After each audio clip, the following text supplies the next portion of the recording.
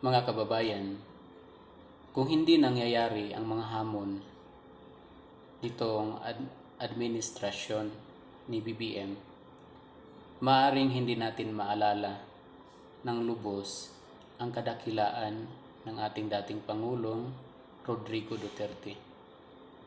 Paano natin masasabi at paano natin mararamdaman ang kadakilaan ng isang leader kung hindi tayo nakararanas ng isang napakamahinang leader sa buong buhay natin, di ba?